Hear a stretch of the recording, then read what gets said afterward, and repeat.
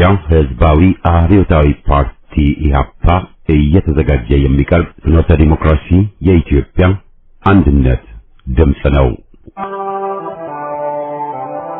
ተነስተልኝ እንደምን አመሻችሁ አድማጮቻችን።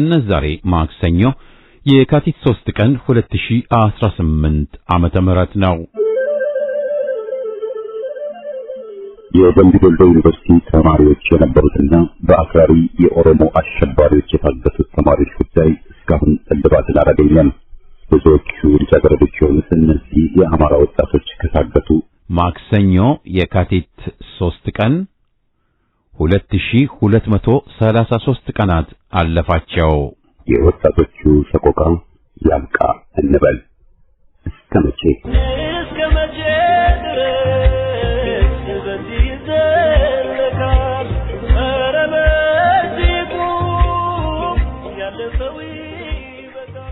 በቅድሚያ ዜና በማስከተልም ዛሬን ጠልቶ ነገን ፈርቶ አይሆንም በሚል ርዕስ ከፍኖተ ዴሞክራሲ ዝግጅት ክፍል የቀረበውን ጽሑፍ እናሰማለን።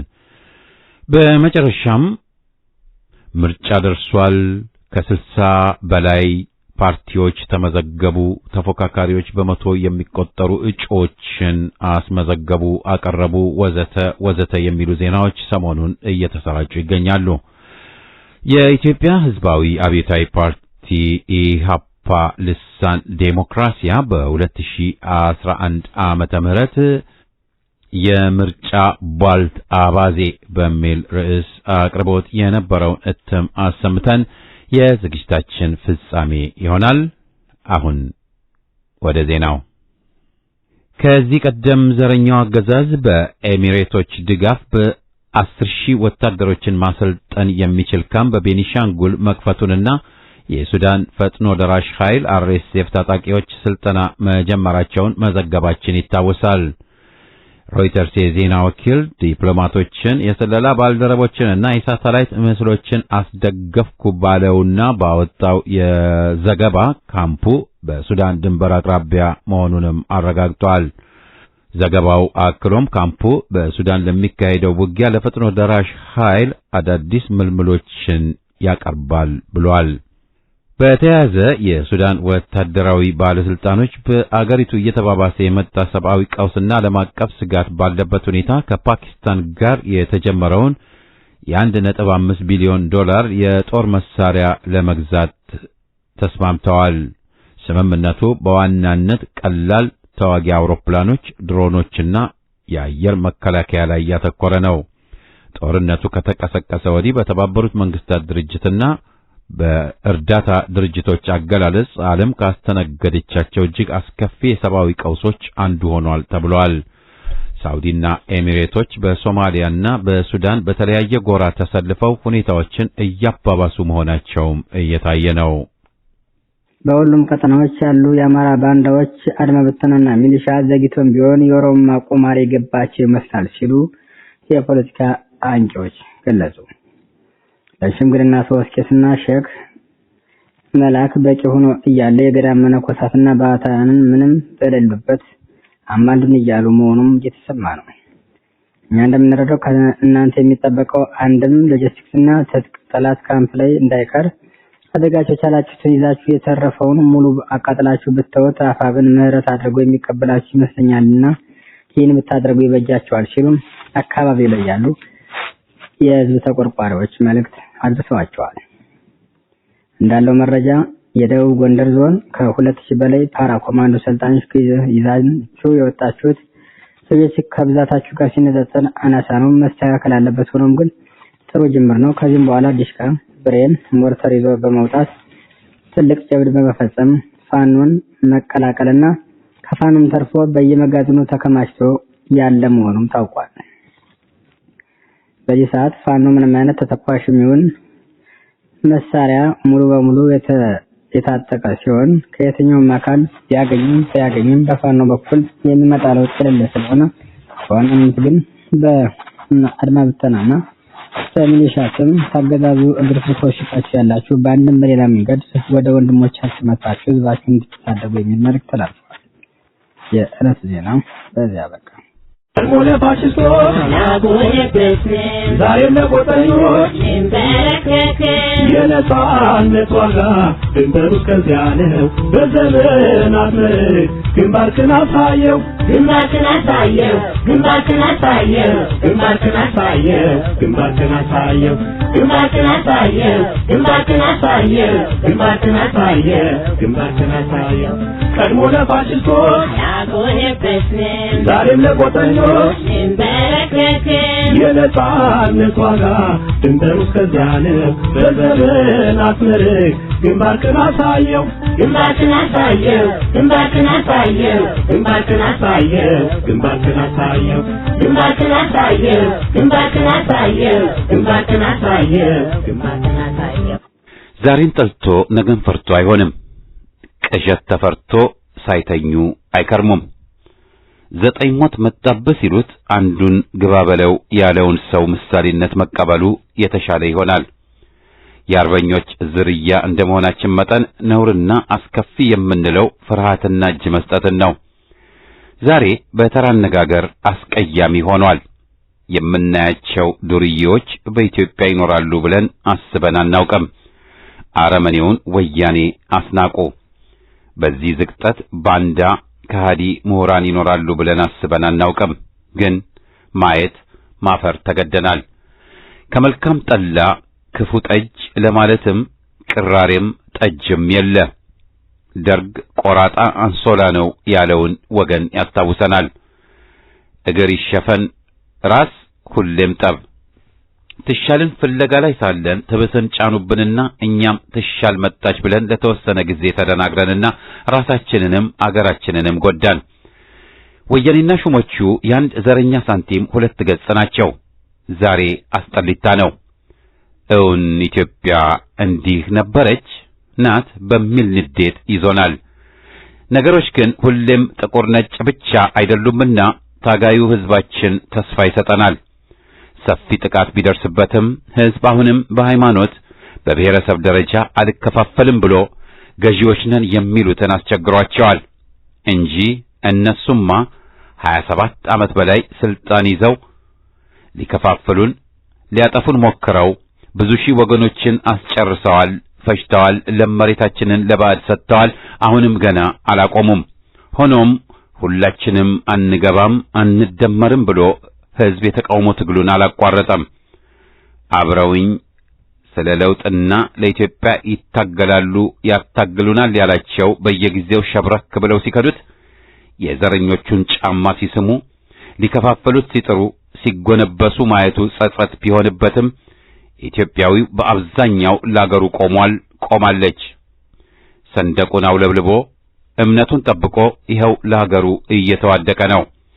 ወያኔም ሆነ እነዚህ የመጀመሪያ መገለጫቸው ጸረ አማራነት ነውና አማራውን በሰፊው ሊከፋፍሉት እየጣሩም ነው። ሸዋ፣ ጎንደሬ፣ ጎጃሜ፣ ወሎዬ በሚል የለመደባቸው አድርባዮችና ክፍፍል አዝማሪዎች በወያኔ ስር ተሰልፈዋል። ለአማራው አለኝታነን ባዮች ቡድኖችም ሁሉም ባይሆኑ ተፍ ተፍ አልን ያሉቱ ተገዝተው የሹሞቹ እና ዘረኞቹ ደጋፊ ሆነው ቆመዋል። ኢትዮጵያና የኢትዮጵያንን ያሉትም ሲፈተሹ ጎጠኞች አሊያም ጭልጥ ያሉ አድርባዮችና ለዘረኛ አጎንባሾች ሆነው ወደፊት የሚያስቡ ሳይሆን ወደ ዘመነ መሳፍንት ወደ ጨለማ ስርዓትም ሊመልሱን የሚጥሩ መሆናቸውን አውቀን ያው አንቀረን ልንተፋቸው ተገደናል። ከውጭ ሆነው የሚጠብሱን ዘረኞችን ለመቋቋም ስንጥር ከጎናችን ሆነው የሚቦጭቁን ወዳጅ መሳይ ጠላቶች ሰፊ ጉዳት እያደረሱብን ናቸው። ዛሬን እንድንጠላ አድርገውናል። ግን ሁኔታው ደግሞ ነገን እንድንፈራ እያደረገ ሲሆን የሹሞቹ ቡችሎችና ጫማ ሳሚዎች ደግሞ ሹሞቹ ከወደቁ አገራችን ትከስማለች ሊሉን ይቃጣሉ። ደርግ ከወደቀ ኢህአዴግ ከተወገደ ኢትዮጵያ ትጠፋለች ያሉንን ያንጃ አባል የሆኑ የምሁር ከንቶች ያስታውሱናል። ነገን ከቶም መፍራት አይገባም። ሊመጣ የሚችለውን አደጋ በእይታ አስገብቶ መዘጋጀትና አገር አድን ለመሆን ቆርጦ መነሳት መሰለፍ እንጂ ዛሬን ጠልቶ ነገን ፈርቶ መገኘት ያው ዛሬን የሚያስቀጥልብን ይሆናል። ይህን ደግሞ ዘረኞቹ ጨቋኞቹ የሚፈልጉት ነው። ወዲዎችን በጆሌዎች መተካት፣ ታጥቦ ጭቃ ውሃ ቢወቅጡት እምቦጭ። የምንጫው አገዛዝ ሊቀጥልብን ተነስቷል።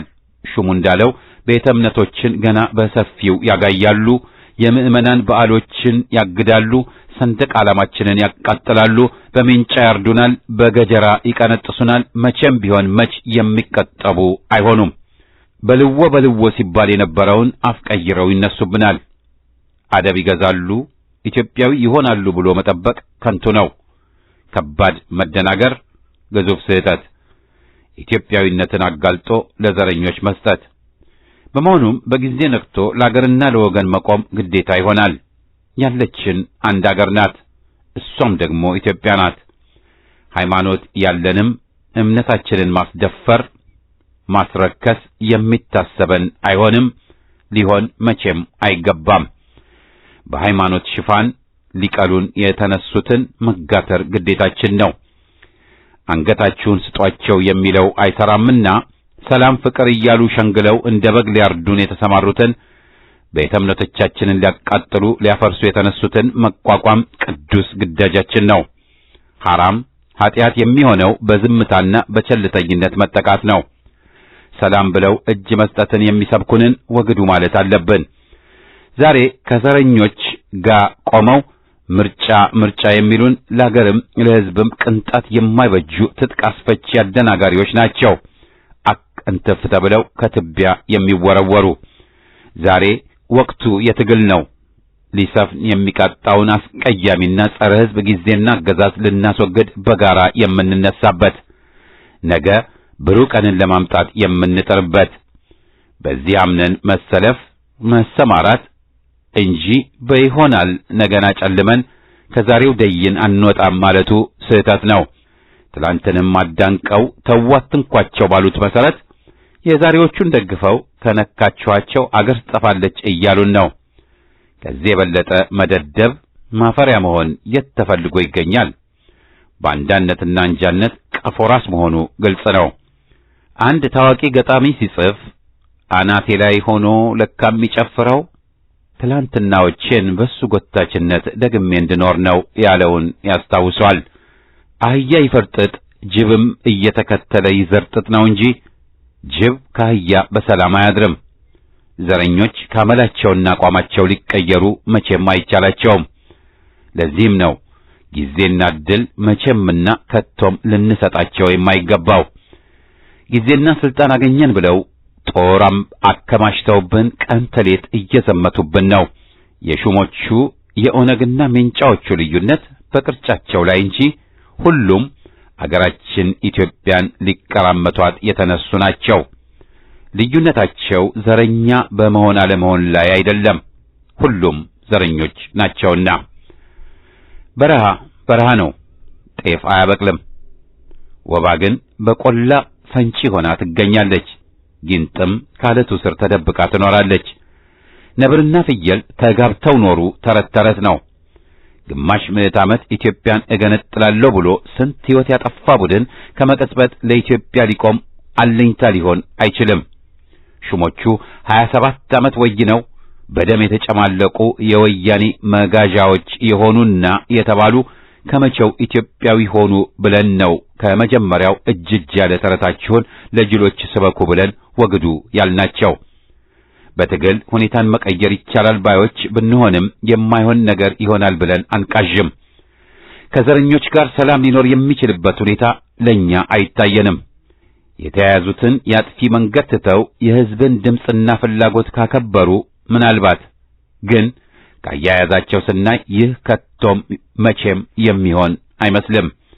ስለዚህ ሕዝብ በትግሉ እሾህ አሜከላውን ማስወገድ መቻል አለበት። ይህ ደግሞ ለዘረኞቹ በመጎንበስም ሆነ ምርጫ በሚሉት ቧልት ገብቶ በመቆሸሽ የሚገኝ አይደለም። ትግላችን ይፋፋም። ውድቀት ለዘረኞች መንጋ፣ ድል ለኢትዮጵያ ሕዝብ።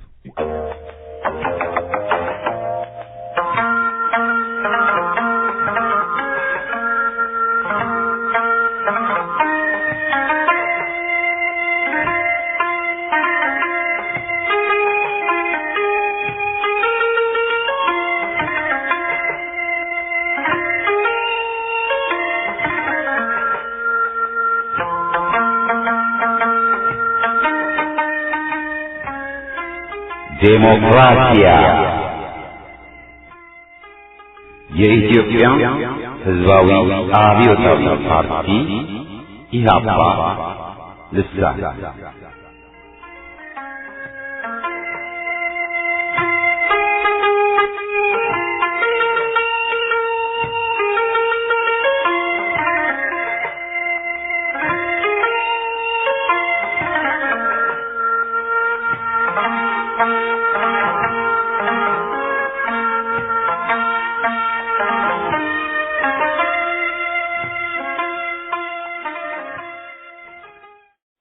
ቅጽ 44 ቁጥር 5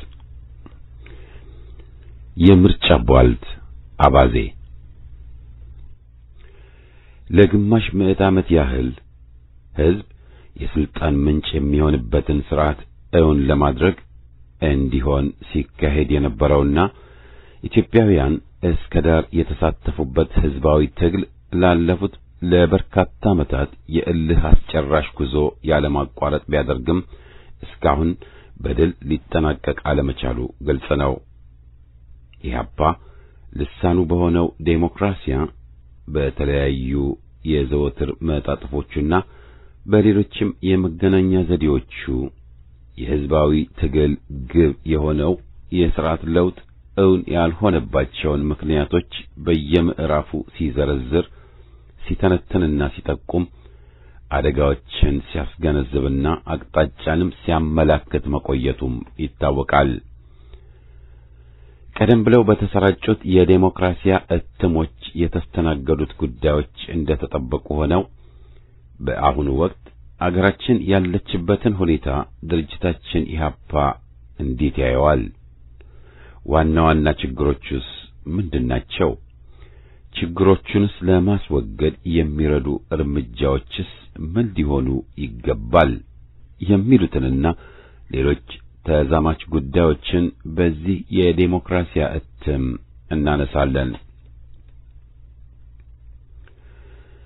እነሆ የ17 ዓመታት ፋሽስታዊ ወታደራዊ አገዛዝ እጅጉን ያስመረረው የኢትዮጵያ ሕዝብ የባሰ አይመጣም በሚል እሳቤ ተዘናግቶም ሆነ ግራ ተጋብቶ የነበረበት ወቅት ላይ ወያኔ ይህን አጋጣሚና ሙሉ የባዕድ ኃይላትን እንደ አሜሪካ፣ እንግሊዝ፣ ሱዳን፣ ስዊድን፣ ኖርዌይ ወዘተ ድጋፍን በመጠቀም ስልጣን ለመቆጣጠር ቻለ። በባዕድ ኃይሎች ድጋፍና ትብብር ወያኔ በጠመንጃ ኃይል ስልጣን ከተቆጣጠረ በኋላ ዛሬ ኢትዮጵያ ለገባችበት ቀውስ ዋናና አብይ ምክንያት የሆነውን የክፍፍል ሥርዓትም ለመዘርጋት በቃ። ባለፉት 28 ዓመታት አገራችን የዘረኝነትና የከፋፋይነት አባዜ ተጭኖባት በረጅም ጊዜ ታሪኳ ውስጥ አንዳችም ጊዜ ገጥሟት በማያውቅ አስከፊና አደገኛ ሁኔታ ውስጥ እንድትገባ ተገደደች። ውስብስብ ፖለቲካዊ፣ ኢኮኖሚያዊና ማህበረሰባዊ ችግሮቿ ብቻ ሳይሆኑ እንደ ሀገር እንዳትቆይ ህልውናዋን አጥብቀው የሚፈታተኑ እንቅፋቶች በየአቅጣጫው እያተራመሷት ይገኛል። ዘርንና ቋንቋን መሰረት ያደረገው የወያኔ ኢህአዴግ አገዛዝ ጸረ ሕዝብ፣ ጸረ ኢትዮጵያ፣ ጸረ ዴሞክራሲ በመሆኑ ፖሊሲዎቹም ሆኑ ሁሉ ዕቅዶቹ የቡድኑን መሰረታዊ እምነት ተግባራዊ ማድረግ ላይ ያጠነጠኑ ነበሩ። የወያኔ ቡድን ገና ስልጣን ሲይዝ የተቃወሙትንና የታገሉትን ሁሉ ያፈና፣ የግድያ፣ የሽብር፣ የእስራት ወዘተ ወንጀሎች ሲያካሂድባቸው መቆየቱ የሚታወቅ ሲሆን ዛሬም ቢሆን ቡድኑ ከዚህ አረመኔያዊ እኩይ ተግባሩ ሳይቆጠብ በወንጀሉ የቀጠለ መሆኑ ግልጽ ነው። ከኢትዮጵያ የተገነጠለች የትግራይ ሪፐብሊክ ለመመስረት እንደ ዋና ዓላማው አድርጎ እንቅስቃሴ የጀመረው ወያኔ ባለፉት 28 ዓመታት በጠመንጃ ኃይል የተቀረውንም የኢትዮጵያ ግዛት መቆጣጠር ቢችልም ይህንኑ የመገንጠል አጀንዳውን ካርድ ለመሳብ እንዲረዳው የሚያስችለውን አንቀጽ በሕገ መንግሥቱ ውስጥ እንዲካተት ማድረጉ አይዘነጋም። ዛሬ ላይ ከወያኔ መንደር ይህን አስመልክቶ እየተደለቀ ያለውን ማስተዋሉ ተገቢ ይመስለናል። ዘመናትን ተሻግሮ የኢትዮጵያ ሕዝብ የአንድነት መስተጋብር የሰረጸው ሕዝቡ በዘመን ሂደት ውስጥ እንደ ሌሎች የዓለም አገራት ሁሉ አገርን ለመመስረት የሚጠይቀውን ክፉም ሆነ በጎ ሁኔታን አብሮ መካፈሉ፣ መደጋገፉ፣ መነሳቱና መውደቁ የውስጥም ሆነ የውጭ ጠላትን በጀግንነት መክቶ ነጻና የራስ የሆነች አገር እንድትኖር ባደረገው ከፍተኛ ተጋድሎ ውስጥ እንደሆነ ታሪክ የመዘገበው ነው። እናም ይችን አጥንቱን ከስክሶ ደሙን አፍሶ ያቆያትን ታላቅ አገር ከትውልድ ትውልድ እያሻገረ በነጻነት ታፍራና ተከብራ እንድትቆይ አድርጓል። ኢትዮጵያ በርካታ ባህሎች የሚስተናገዱባት፣ ልዩ ልዩ ቋንቋዎች የሚነገሩባት፣ ትላልቅ ሃይማኖቶች የሚመለኩባት ብቻ ሳይሆን ለዘመናት በሌሎችም የዓለም አገራት ሃይማኖትን ተንተርሶ የሚፈጠር ችግር አንጻራዊም ቢሆን ከቶ ያልደረሰባት አገር ሆና እስካሁን ዘልቃለች። አንዲት ጥቁር አገር የነጭ ዘር የሆነውን ጣሊያንን በአድዋ ጦርነት ድባቅ መታ የነጭን ዘር አዋረደች ከሚልና ኢትዮጵያ ያለችበት ጂኦግራፊያዊ ክልል ያለውን ስትራቴጂክ አንድምታ ከግምት ውስጥ በማስገባት የባዕድ ኃይሎች ጥንትም ሆነ ዛሬ ጥቅማቸውን ጥያቄ ውስጥ ሊጥል የሚችል የኢትዮጵያን ሕዝብ ይሁንታ ያገኘና ለኢትዮጵያ ሕዝብ ጥቅምና ለኢትዮጵያ ሕልውና አበክሮ በጽናት የሚቆም ኢትዮጵያዊ የመንግስት ኃይል በአፍሪካ ቀንድ አካባቢ እውን እንዳይሆን አበክረው ሰርተዋል። ዛሬም እየሰሩ ይገኛሉ። በታሪካችን ዛሬ እስከ ደረስንበት ታሪካዊ ወቅት ድረስ የባዕድ ኃይላት በማናለብኝነት በኢትዮጵያ ውስጥ ጉዳይ ጣልቃ እየገቡ ዜጎቿን እርስ በርስ የማጋጨት፣ የማናቆር፣ ሰላም የሚነሳና የሚያምስ ድርጊት ሳያሰልሱ ፈጽመዋል። አሁን በምንገኝበት ወቅትም ላይ ቢሆን ከዚህ እኩይ ተግባራቸው ከቶ ሊታቀቡ አልቻሉም። ሀገራችን ኢትዮጵያ እጅግ አኩሪ ታሪክ፣ ከ100 ሚሊዮን በላይ የሚቆጠር የሕዝብ ካፒታል፣ ተዝቆ የማያልቅ የተፈጥሮ ሀብት የተለገሰችው አገር ለመሆኗ የሚያከራክር አይደለም። ይህ ገጽታዋ እንደተጠበቀ ሆኖ በሌላ በኩል ግን በታሪክ ሂደት ውስጥ ከመልካም አስተዳደር እጦት የተነሳ በሕዝብ ላይ የደረሱ ልዩ ልዩ በደሎች እንደነበሩ ከግልጽም ግልጽ ነው። በባህላቸው በሃይማኖታቸው የተነሳ የሚበደሉ፣ ለብዝበዛ የተጋለጡ፣ ጥረው ለፍተውም በድህነት አረንቋ እንዲማቅቁ የሆኑባት አገርም ነበረች። ዛሬም በምድር ላይ ያለው ሁኔታ ከዚህ የተለየ እንዳልሆነ ለሰፊው የኢትዮጵያ ሕዝብ የተደበቀ አይደለም።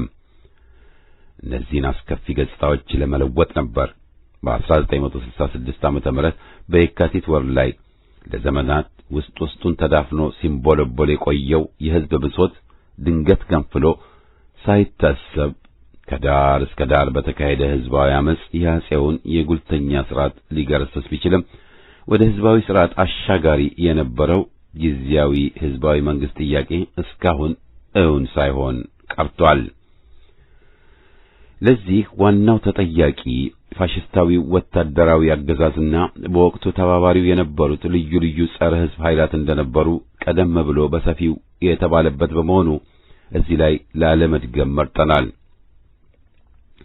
ፋሽስታዊውን ወታደራዊ አገዛዝ የተካው የወያኔ ኢህአዴግ አገዛዝ ኢትዮጵያን በታሪኳ ካጋጠሟት አገዛዞች ሁሉ ክፉኛ ያጠቃትና ያሽመደመዳት አገዛዝ ነው። ሕልቆ መሳፍርት በደል አድርሶባታል።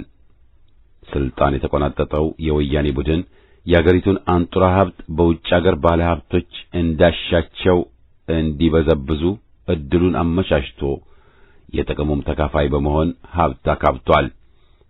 ከላይ እስከ ታች በሙስና ተጨማልቆ ጥቂቶች ከመጠን በላይ የተንደላቀቁባት ከ99 ከመቶ በላይ የሆነው ሕዝብ በድህነት በእርዛትና በበሽታ የተጎሳቆለባት አገር ከመሆኗን ባሻገር ጸረ ዴሞክራሲ የሆነው አገዛዝ የሚያስከትላቸው የሥርዓት አልበኝነት ባህሪያት፣ ዝርፊያ፣ የሥነ ምግባር ዝቅጠት ወዘተ በመላ አገሪቱ መረን በለቀቀ ሁኔታ ተናኝተዋል። በመሆኑም የአገሪቱ ዜጎች በሰላም ከቤታቸው ወጥተው በደህና የሚመለሱበት ሁኔታ ባለመኖሩ ሕዝብ ሁሌም በስጋት እንዲኖር አስገዳጅ ሁኔታ ውስጥ ገብቷል።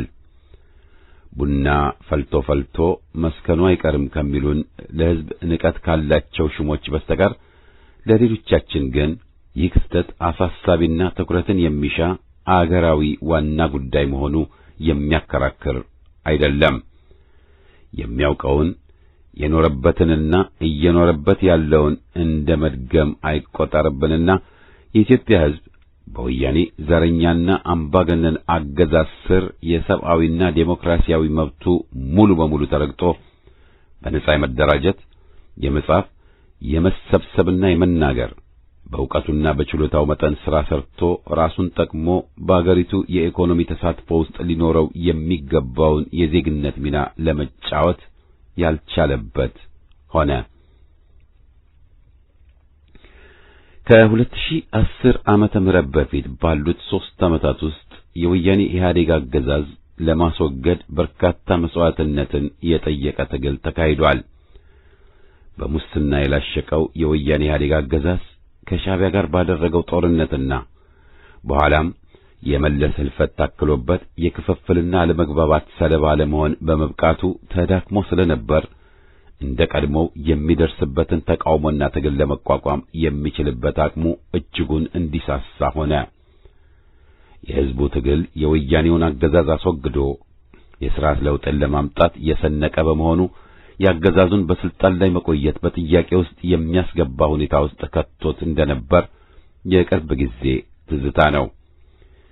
ሙሉ በሙሉ ባይሆንም ትግሉን ያቀዘቀዙልኝ ይሆናል በሚል እሳቤ የተወሰኑ የህሊና እስረኞችን፣ የአስቸኳይ ጊዜ አዋጅን፣ የሽብርተኛነት ሕግ አዋጅን ወዘተ ሰርዣለሁ እስከ ማለት ቢደርስም ለነገሩ አዋጆቹን አልዘረዘረም። እስካሁን ትግሉ ጋብ ሊል አልቻለም።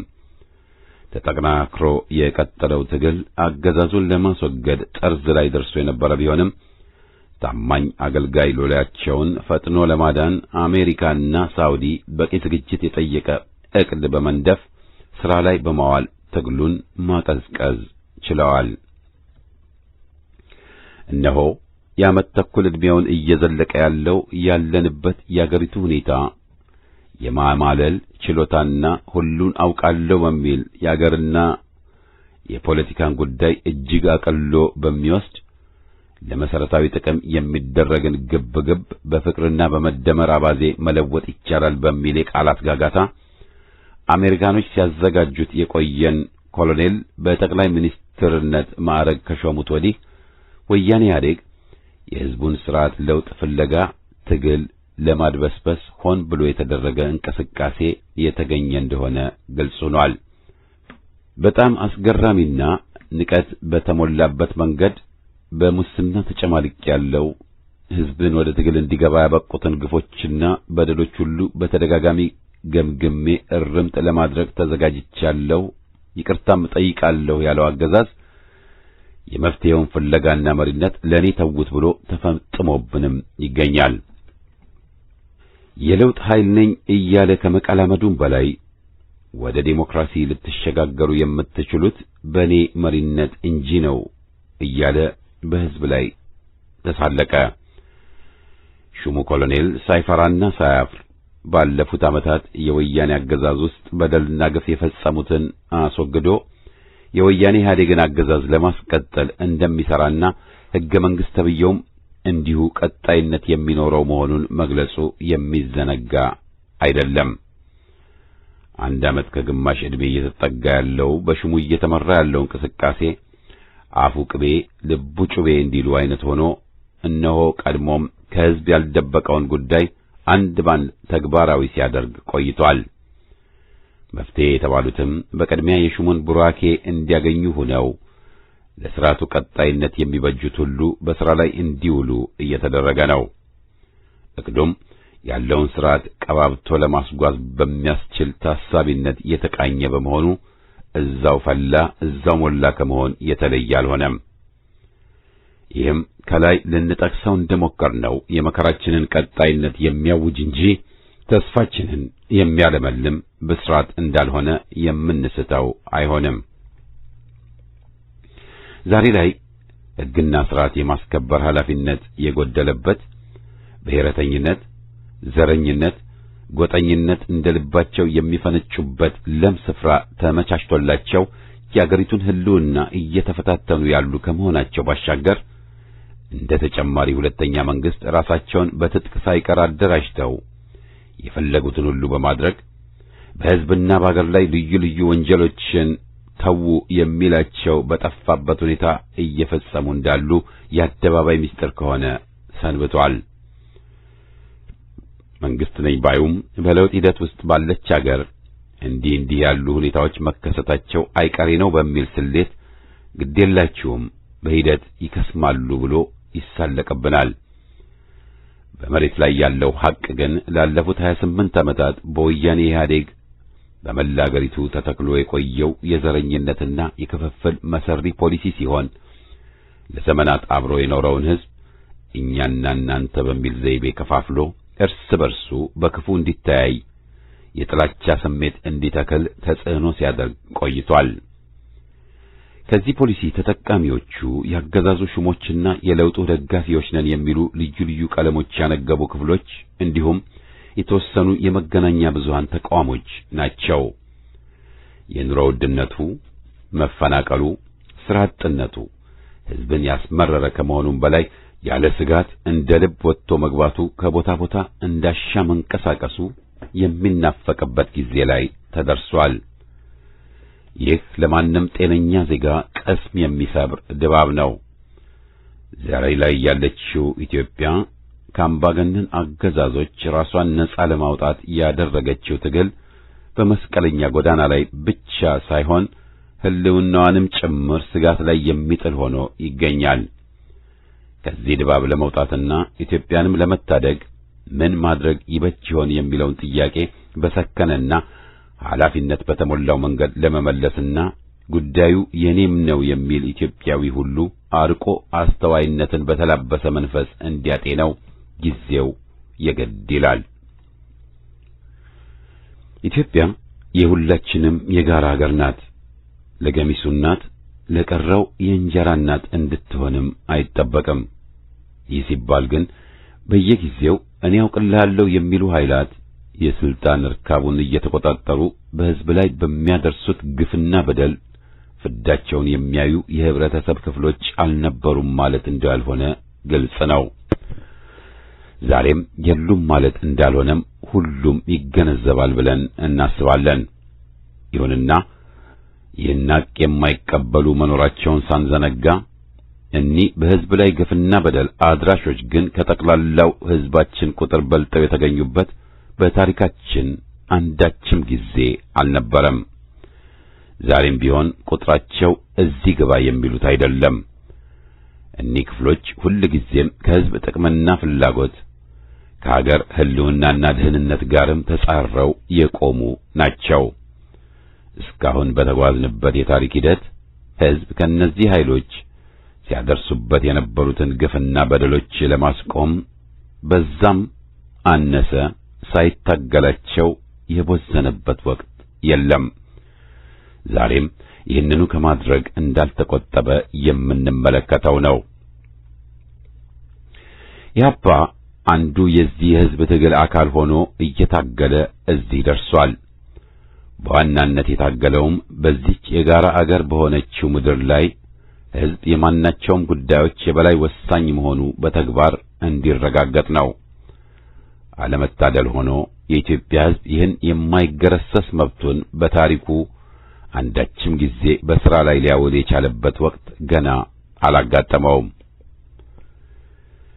የመከራ ዘመኑ አላጥር ብሎ ዛሬም ድረስ ሕዝብ ይህን የማድረግ አቅሙን የተገነዘቡ አምባገነኖች፣ አድርባይ ምሁራን ነን ባዮች፣ የስልጣን ጥመኞችና ወንበር ናፋቂዎች፣ ጎጠኞችና ጽንፈኛ ብሔረተኞች በየዘርፉ እየታገሉት ይገኛሉ። የሕዝብ የበላይነትና ወሳኝነት በአገሪቱ ተረጋገጠ ማለት የእነዚህ ሁሉ ጸረ ሕዝብ ኃይላት ሕልውና ከሰመ ማለት ስለሚሆን እነሆ ዛሬ በእነዚህ ኃይላትና በሕዝብ መካከል ከፍተኛ ትግል እየተካሄደ ይገኛል። እንደሚታወቀው የሕዝብ የሥርዓት ለውጥ ፍለጋ ትግል በተቀነባበረ ስልት እንዲቀዘቅዝ ብሎም እንዲቆም ከሆነ ወዲህ እንደ እባብ አሮጌ ቆዳውን ሸልቅቆ ብቅ ያለው አገዛዝ አልሸሹም ዞር አሉ ከመሆን የዘለቀ አለመሆኑን ብዙም ሳይርቅ እያከታተለ የወሰዳቸው እርምጃዎች በግልጽ አረጋግጠውልናል። እርምጃዎቹ ወትሮም የሥርዓቱን ነፍስ ዘርቶ ማስቀጠል ነበርና ይህንኑ ሕጋዊነት እንዲላበስ በሚል እሳቤ ፈጥኖ ምርጫ የሚሉት ቧልት እንዲደረግ ውሳኔ ላይ ተደርሶ ጎጠኛውም ወያኔ ኢህአዴጉም አድርባዩም ወዘተ የሕዝብን ተሳትፎና ፍላጎት ወደ ጎን በመተው ይህንኑ ቧልት ለማሳካት በሚል እየተራኮቱ ይገኛሉ። የዚህ ትርምስ ዋና ዓላማው ለኢትዮጵያ ስርየትን ለማምጣት ሳይሆን ክፉውን የገለማውን አገዛዝ ጠጋግኖ ለማቆየትና ለማስቀጠል ብቻ ነው። በዚህ የምርጫ ቧልት ውስጥ ተሳታፊዎች ለመሆን እየተዘጋጁ ባሉ ኃይላት መካከል ምርጫ እንዲደረግ በተያዘው የጊዜ ገደብ መደረግ አለመደረግ አንስቶ በሌሎችም ጉዳዮች ላይ እየተጣረዙ ያሉ በመሆናቸው ሂደቱ የንትርክ ሰለባ የመሆን ዕድሉ ሰፊ ነው የሚሉ አሉ። ምርጫ ተብየው ሂደቱና የሂደቱ ውጤት ጸረ ዴሞክራሲ በመሆኑ ኢህአፓ በጽኑ ይቃወመዋል። ለምን ቢባል ሕዝብ ራሱ ፈቅዶ በመሰረተው ሕገ መንግሥት አማካኝነት የመረጣቸውን መሪዎች መቆጣጠር የማያስችለው በመሆኑ በመራጩ ሕዝብና በመረጠው ኃይል መካከል መተማመን የሚነፍግ በመሆኑ በምርጫ የሰጠውን ስልጣን ተአማኒነትና ኃላፊነት በጎደለው ድርጊት የተነሳ የአገርንና የሕዝብን ጥቅም በሚጎዱ ተግባራት ላይ በተከታታይ በመሰማራትህ በሰላማዊ መንገድ ከስልጣን ላስወግድህ ብሎ ኃይሉን ለመጠቀም ቢሻ ተቀባይነት ለማግኘቱ የሚያረጋግጥ አስተማማኝ ዋስትና ባለመኖሩ ሕገ ወያኔ ባለመሻሩና ምርጫው በአገዛዙ ብቻ ተረቆና ጸድቆ በመቅረቡ በመሆኑ ነው። እስከ ዛሬ በአገራችን የፖለቲካ ስርዓት ዘልቀው የመጡትን አይቷልና ጥርጣሬን፣ አለመተማመንን፣ ሁከትን፣ አለመረጋጋትን የሚያባብስና የሚያስቀጥል እንጂ የሚያቆም አለመሆኑን ለማየት በቂና በእውቀት ላይ የተመሰረተ መረጃና ልምድም ያለው ሕዝብ በመሆኑም ጭምር ነው። ይህ በታሪካችን እንዲህ ያለመሆኑ መጽሐፍ ገላጭነትን የሚጠይቅ ክስተት አይደለም። በመሆኑም ለሰፊው የኢትዮጵያ ሕዝብ ደግሞ ይህ ከቶ የተደበቀ ጉዳይ እንደማይሆን እኛም ጥርጥር የለንም። ከራሳችን አገርና ከሌሎችም አምባገነንነት ስር ከሚማቅቁ የዓለም አገራት ታሪክ የተማርነው ጭቆናን፣ እስራትን፣ ግድያን፣ ማሳደድንና ክህደትን ሁሉ የሚፈጽመውና ሰላምን የሚነሳው መንግስት የተባለው ተቋም ነው። ይህ መሰመር ይኖርበታል። ሕዝብ ለዘመናት ለእንዲህ አይነቱ ተቋም ሰለባ ከመሆን ያረፈበት ወቅት አልነበረም ቢባል ማጋነን አይሆንም ብለን እናስባለን። በእንዲህ አይነቶቹ የመንግስት ተቋማትና በሕዝቦቹ መካከል እምነት የሚባል ነገር ሰፍኖ አያውቅም። ይባስ ብሎ አሁን በአገራችን ውስጥ በሕዝብና በአገዛዙ መካከል ብቻ ሳይሆን አገዛዙ በሩን ወለል አድርጎ በከፈተላቸው ጎጠኞች፣ ጽንፈኛ ብሔረተኞችና እንዲሁም ኢትዮጵያን ከዚህ መቀመቅ ከከተተ በኋላ በአሳዳሪዎቹ ድጋፍ በሕዝባዊ አመጽ ከመገርሰስ የተረፈው የወያኔ ቡድን በሚያደርሱት ብጥብጥና ሁከት እንዲሁም በሚነዙት መርዘኛ ፕሮፓጋንዳ የተነሳ በሕዝብና በሕዝብ መካከል ያለው መተማመን እንዲሟጠጥ እየተሰራ ነው። ወትሮም ኢትዮጵያዊነትና ጎሳ ተኮር ፖለቲካ አብረው ተጣጥመው የሚጓዙ ሳይሆኑ እንደ እሳትና ጭድ ነው ግንኙነታቸው።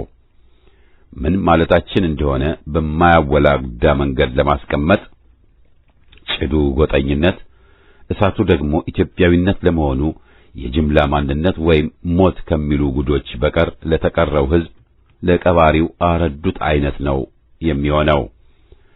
እዚህ ላይ ሳንጠቅሰው ማለፍ የማይገባን ሐቅ ዛሬ ላይ ኢትዮጵያ የምትገኝበት ሁኔታ ለረጅም ጊዜ ሊያውቋት፣ ሊበጠብጧት፣ ሰላም ሊነሷትና ሊያዳክሟት ለሚፈልጉ ለውስጥና ለውጭ ኃይሎች የተመቻቸች አገር ሆና መገኘቷ ነው።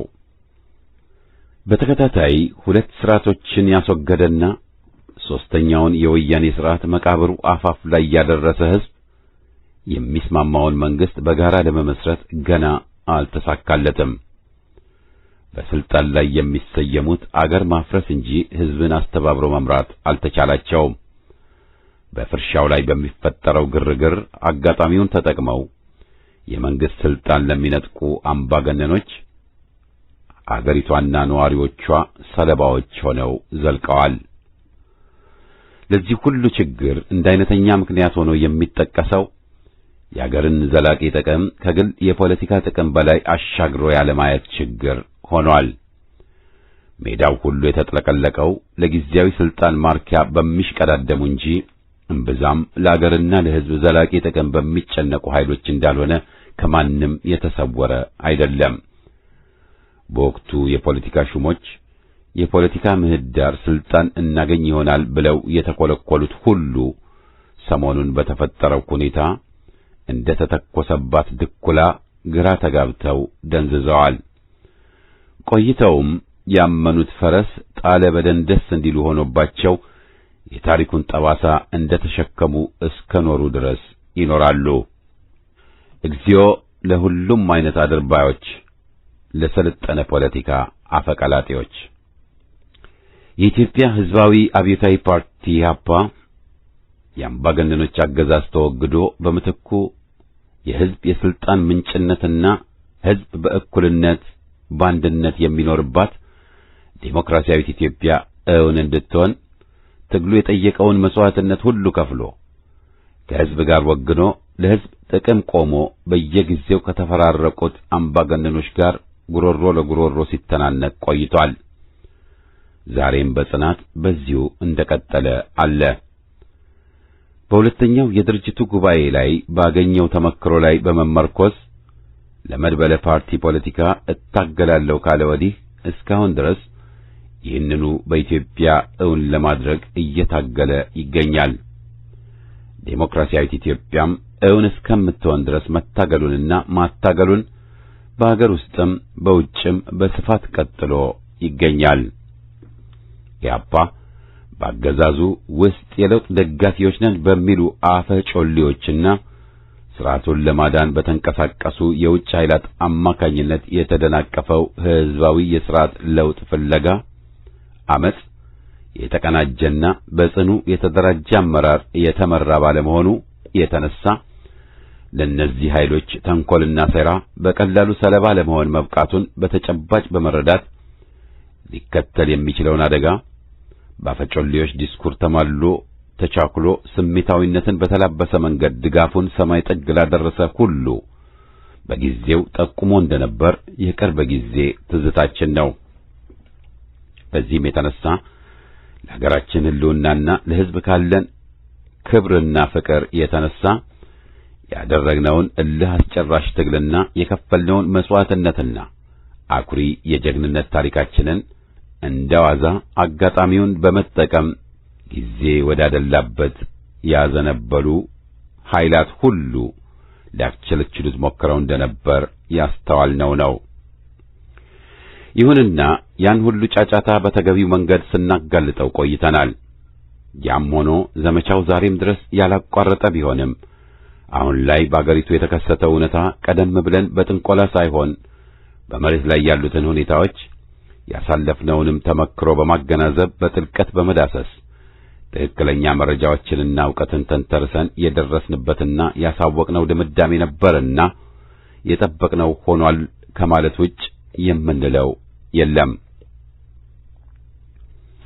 ኢትዮጵያ ዛሬ የደረሰችበት መስቀለኛ ጎዳና እጅጉን አሳሳቢ ለመሆኑ ግርግሩን ተጠቅመው በአቋራጭ ስልጣን ለመቀራመጥ ካሰፈሰቡት ኃይላት በቀር ለተቀረነው ግልጽ ነው። የአገሪቱን ህልውና ለማናጋት ብጥብጥና ትርምስን ሊያስከትሉ የሚችሉ እንቅስቃሴዎች ሆን ተብለው በየቦታው በነጋ በጠባው የሚተገበሩ መኖራቸውንም ማስተዋል ከጀመርን ሰንብተናል። እነዚህን እንቅስቃሴዎች ምንነት፣ የተለሙትን ዕቅድና በዋናነት ማን ከጀርባቸው እንደሚዘውራቸው ሳናሰልስ ስናጋልጥና ስንታገላቸውም ቆይተናል። አሁን አገራችን ለገባችበት ቀውስና እያንዣበበ ላለው አፍራሽ አደጋ ዋናው ምክንያት የሆነውን በሕዝብ የተጠላ ሥርዓት አቆነጃጅቶ ዳግም ለማስቀጠል እየተሞከረ ያለው ተውኔት መሆኑን በተደጋጋሚ ገልጸናል። ይህን ማለታችንም ሕዝብን ያገለለ በመሆኑ እንጂ በሌላ አይደለም። በተጨባጭም በዚህ ምክንያት እነሆ ዛሬ ላይ በአገሪቱ ሰላምና መረጋጋት የጠፋበት፣ ሕዝብ በገዛ አገሩ በገፍ እንዲፈናቀል የሆነበት፣ ሕግን ማስከበር ተግባሩ የሆነው መንግሥት ተብዬው ኃላፊነቱን ሆን ብሎ በየዘነጋ በሆነበትና ሐቁ ሲነገርም የወንጀለኞችና ዘረኞች ዋና ተባባሪ ሆኖ በተገኘበት ሥርዓት አልበኝነት ነግሶ አገርን እንዲያምስ መቻሉ፣ የኑሮ ውድነትም የሕዝቡን ኑሮ ክፉኛ እያጎሳቆለ መቀጠሉ እየባሰ እንጂ ጋብ ባላለ ሁኔታ ውስጥ መሆኑን ቅልጥጥ ብሎ ወጥቷል፣ ቀጥሏልም። ብቅ ጥልቅ እያለ ምርጫ የሚባል ነገር ሕዝባችን ያዳምጣል። ደግሞ ምን ሊባል ነው እያለ ይታዘባል።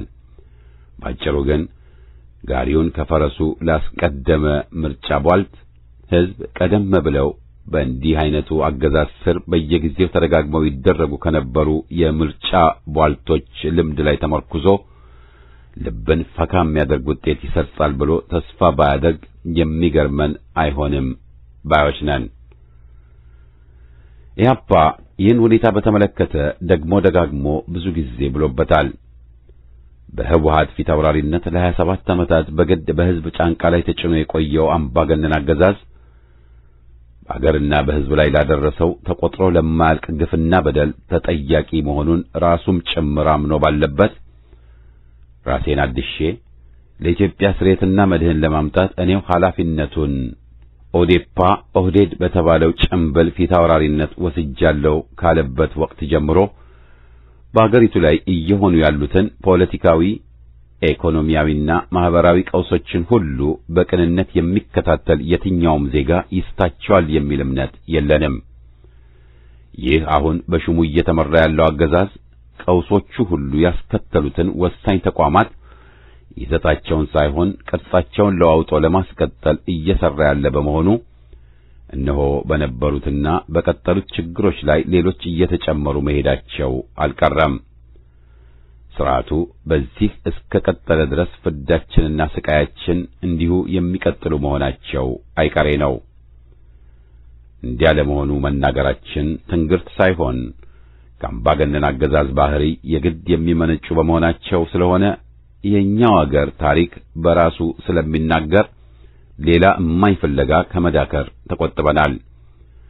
ያም በመሆኑ አሁን ላይ ኢትዮጵያ ዴሞክራሲያዊት አገር እንድትሆንና አገርን እንደ አገር ለማቆየት የሚደረገው ትግል ከባድ ፈተና ገጥሞታል ቢባል ከእውነት የራቀ አይደለም። ምንም እንኳ ዛሬ አገራችን ውስጥ ያለው ውስብስብ ምስቅልቅል ሰላም የሚነሳና አስቸጋሪ ሁኔታ መሆኑ ባይዘነጋም የዚህ ሁሉ ሰለባ የሆነውና ጥቃቱ ሁሉ እያመሰው የሚገኘው የኢትዮጵያ ሕዝብ ከስሜታዊነት ራሱን አርቆ ሩቅ አሳቢ ቅርብ አዳሪ ሳይሆን አጓጉል ከሚናፈሱና ደርዝ ከሌላቸው አደናጋሪ ቱልቱላዎችን ከቁብ ሳይቆጥር ቆራጥነትን፣ ብልሃትንና ጽናትን የተላበሰ ባህሪውን እንደገና አድሶ ከፊቱ ላይ ያሉትን እጅግ ከፍተኛ መስዋዕት ከፍሎባቸው ገና ተግባራዊ ያላደረጋቸውን ግቦች እውን ሊያደርግ የሚችለው አሁንም በሌላ ሳይሆን ራሱን በተገቢው መንገድ አደራጅቶ ትግሉን ፈራስ ይዞና አጠንክሮ ከቀጠለ ብቻ ነው እንላለን። ኢህአፓ ቀደም ብሎ አገሪቱ ከገባችበት ቀውስ ልትወጣ የምትችለው ሁሉን ባሳተፈ የሽግግር ሂደት መሆኑን በተደጋጋሚ አስገንዝቧል። ሂደቱ ለምን በማን እንደሚከናወን ሐሳብ ያቀረበ ሲሆን ሽግግሩ አስተማማኝና ዘላቂነት ያለው ውጤት እንዲኖረው የሕዝብን ይሁንታ አግኝተው በሂደቱ የሚሳተፉ ኃይሎች ያለምንም ተጽዕኖ መክረው፣ ዘክረው፣ ተከራክረውና ተደራድረው በስምምነት ተፈጻሚነት እንዲኖራቸው የሚያደርጉ እንደሚሆንም ያለውን ግንዛቤ የገለጸበት ነው። ይህን ሂደት እኔ ያሻግራቸዋለሁ ያለው ሹሙና በግርግር ስልጣን ለማግኘት የቋመጡ ወንበር የናፈቁ ጎጠኞች፣ ጽንፈኛ ብሔረተኞችና ሁሉም አይነት አድርባዮች እየተቃወሙት አሉ። እኒህ ሁሉ ከኢትዮጵያ ሕዝብ ጥቅምና ከአገር ደህንነት ጋር ተጻረው ያሉ ኃይላት በመሆናቸው ጉዳዩን ማጣጣላቸው የሚጠበቅ ነው። ኢህአፓ አሁንም በድጋሚ ይህ ሁሉን ያሳተፈ የሽግግር ሂደት መካሄዱ ወሳኝ ነው ብሎ ለተግባራዊነቱ አጥብቆ መታገሉን ቀጥሎበታል። ለኢትዮጵያ ሕዝብ አገራዊ አንድነትና ኢትዮጵያን እንዳገር የማስቀጠል የመረከብ ትልቁ ድርሻው የሆነው ኢትዮጵያዊ ወጣት ከየቦታው ተጠራርቶ ለጋ ሕይወቱን ትኩስ ጉልበቱን አስተባብሮ ይህን ሂደት በኢትዮጵያ እውን እንዲሆን በማድረጉ ላይ እንዲያውለው በድጋሚ ጥሪውን እነሆ ይድረስህ ይላል። በአቤቱታና መንግስት ተብዬው እንዲህ ቢያደርግ እንዲያ ቢያደርግ በሚሉ አጓጉል ንትርክ ውስጥ መራኮቱም እዚህ ላይ ማብቃት ይኖርበታል ባይነን። በትግላችን የሽግግር ሂደትን እውን እናድርግ። የተሳካ ሁሉን ያሳተፈ የሽግግር ሂደት ለሕዝብ ነጻ ምርጫ ጎዳና ጠራጊ ነው። ኢትዮጵያ ታፍራና ተከብራ ለዘላለም ትኖራለች። ቀድሞ ለፋሽስቶች ዛሬም ለቆጠኞች የነጻነት ዋጋ ድንበሩ እስከዚያ ነው።